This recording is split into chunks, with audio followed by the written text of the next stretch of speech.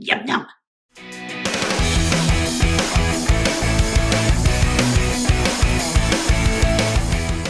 Well, hello there everybody, I'm Photo Dave, this is Toypixx, and in this video, I'm going to show you how to set up a simple scene using very few things for your action figure photography. So, I'm going to use these things here that I found a ways back at PetSmart, and this picture will be featuring everyone's favorite Yub Nub.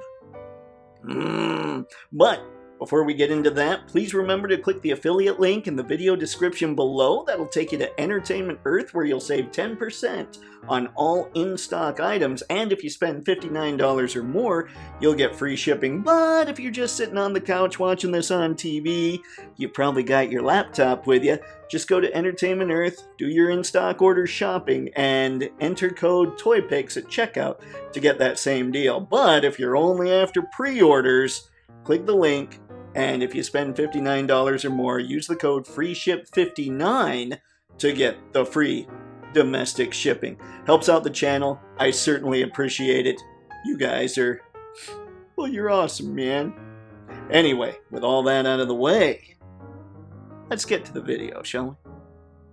The first thing we're going to do in this setup is grab Wicket here. Now I've got the story all concocted. He just heard something, and he turns around frantically to see what's going on, or just turns his head a little bit. By the way, if you don't have this Wicket and you like Ewoks, I'm fairly confident this was the best Wicket we will ever get, and I truly think you should pick him up. He's just cool. Haven't done a full-on review, because everyone's done a full-on review, but if I were to give him a photo score, I'd give him an objective 5 out of 7, but a subjective 7 out of 7, because this is one character that really doesn't need extra hands and heads. Anyway, let's get back to it. So I've already kind of posed him up. Put him back here. Oh, Yum Nub. He's freaking out a bit. And I won't be using the phone to take the picture.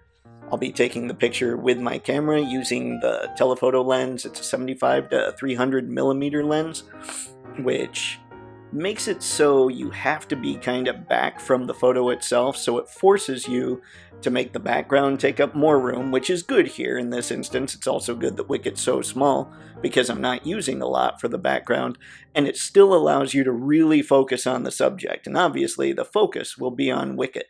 So we've got Wicket there. Now, let's add in the tree. Again, I got this thing at PetSmart, I think. I'll see if I can find it and post a link in the description. It'll probably be on Amazon. Right now, it looks like it doesn't take up a whole lot of space, but that's okay. That's where this little bush kind of thing can come in. One thing, well, a couple things that really help to make a photo convincing is when you immerse the character inside the photo. So we've got Wicket there with a background now, but we don't really have anything in the foreground. That's where this bad boy comes in. So we'll put this down, and no, you won't see the ground when I take the shot, because this is just kind of how I have to set up the phone, but again, I'm just showing you how to do a really simple setup for the pics. And now we also have one more of those little bushes, so we might decide to put it something kind of way up front like that for a lot of blur, or depending on the crop, and I believe Wicket will be cropped, so he's more on the right-hand side. It might be that if I choose to go left-hand side, this would go more back here probably, like back by the tree, kind of. But I think what's going to end up happening is it'll end up more like here.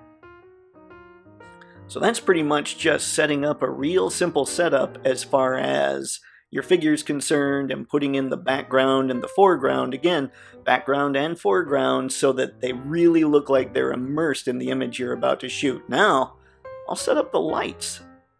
Alright, here's your basic 3-light setup I'm using. It is that for the key light, is that for the fill light, and it's that for the backlight. The lights themselves are Neewer Lights, And the light that's coming off of the iPad right now is from an app called Best Night Light. It's free, it's awesome. You can get any color you need out of that thing, which is, well, very cool. And just because I want to make sure you know exactly what I'm using in all these things, well, that's a yoga block holding up the iPad. But this is the 75 to 300 millimeter telephoto lens. It's just a longer lens, forces you to be back further, like I said earlier, so that background will pop out. And you can see there's not much of a background there, so we kind of need it to pop out. Now, what I'm going to do is I'm going to do some final setup touches here. I'm going to shoot it, and then I'll talk about it. I'll let you know what I did in camera while I'm talking about it, and you'll see the final image at the end of the video. And that was the setup, and I took the shot. You'll see that at the end of the video. A few things to bring up here. The reason that I set up the lights the way I did with the blue, for instance, is because blue helps give off a nighttime vibe. And in fact, when it comes to the color temperature from the camera, I set that at 4600. The lower the number, the bluer, and the higher the number, the more yellow. So the lower, you can give it kind of more of a nighttime feel. The higher, you give it more of a daytime feel. Just a little crazy little tip there, trick that you can use for this stuff. Also, the reason Wicket was off to the right in the image and looking to the right is because that sort of setup creates unease in the viewer.